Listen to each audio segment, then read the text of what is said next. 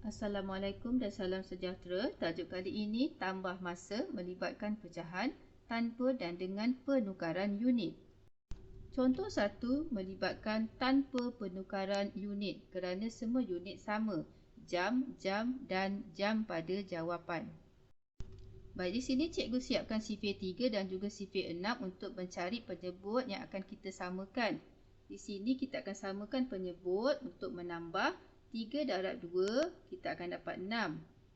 Bila bawah darab 2, atas pun mesti darab 2. Kenapa darab 2? Kerana pada sifir 3, 6 terletak pada nombor yang kedua.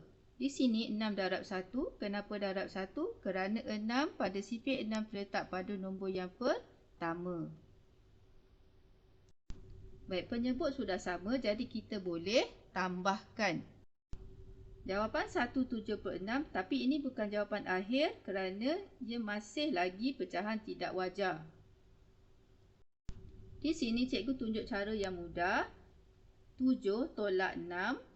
Kemudian nombor bulat kita tambah 1. Jadi 1 tambah 1, 2. 7 tolak 6, 1/6. Cara ini hanya boleh dibuat sekiranya pengangka lebih besar dari penyebut. Contoh 2 melibatkan penukaran unit. Unit yang akan kita tukar ialah jam kerana jawapan hendak dalam minit. Kita guna tip penukaran unit masa, jam tukar minit darab 60. Tulis darab 60 atas perkataan jam. 1/3 jam bersamaan dengan 20 minit. Kemudian kita akan tambahkan dengan 50 minit. Jawapan 70 minit. Contoh ketiga melibatkan tiada penukaran unit kerana semua unit dalam hari. Jawapan nak dalam hari. Baik, di sini cikgu telah sediakan sifir 8 dan 4 dan cikgu sudah pilih penyebut yang sama iaitu 8 dan 8. 8, jadi sini pun akan jadi 8. Baik, 4 cikgu darab 2, 1 cikgu darab 2. Kenapa 4 darab 2? Lihat sifir 4, 8 terletak pada nombor yang pertama. 8 darab 1 kerana pada sifir 8, 8 terletak pada nombor yang pertama.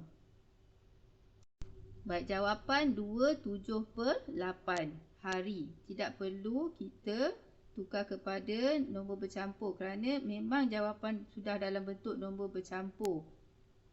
Pengangka lebih kecil daripada penyebut. Contoh keempat melibatkan penukaran unit. Baik, di sini kita akan tukar hari kepada jam.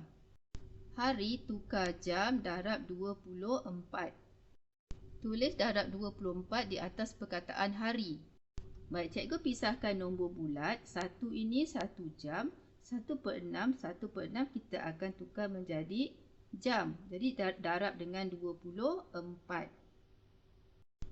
Jadi 1/6 hari bersamaan 1 hari 4 jam. Seterusnya cikgu tambahkan 1 hari 5 jam, 1 hari 5 jam tambah dengan 1 hari 4 jam dalam bentuk lazim. Jadi jawapannya 2 hari 9 jam. Contoh kelima tidak melibatkan penukaran unit kerana tahun, tahun dan jawapan dalam tahun. Kita samakan penyebut dahulu. Jadi cikgu pilih 2 darab 2, 4. 4 darab 1, 4. Jawapan 53/4 tahun. Contoh seterusnya melibatkan penukaran unit. Baik, kita tulis darab 12 di atas perkataan tahun kerana 1/2 tahun ini yang akan kita tukar menjadi bulan. Lihat jawapan dalam bentuk tahun dan bulan. 2 1/2 tahun bersamaan 2 tahun 6 bulan. Di sini cikgu dah tukar. Seterusnya cikgu tambahkan 2 tahun 6 bulan tambah 5 tahun 6 bulan dalam bentuk lazim. Baik, 12. 1 tahun bersamaan dengan 12 bulan. Jadi kita perlu tolak 12 ini, bawa ke tahun jadi 1 tahun. Jadi jawapannya ialah 8 tahun. Contoh 7 tidak melibatkan penukaran unit kerana semua unit adalah sama, iaitu dekad dan jawapan pun dekad. Langkah pertama, kita samakan penyebut. 5 darab 2, 10. 10 darab 1, 10. Jadi penyebut yang kita pilih ialah 10. 2 11/10. Baik, kita gunakan cara mudah untuk menjadikan nombor bercampur yang betul. Baik, 11 tolak 10, kita dapat 1. 2 tambah 1, 3. Jadi jawapan 3, 1/10.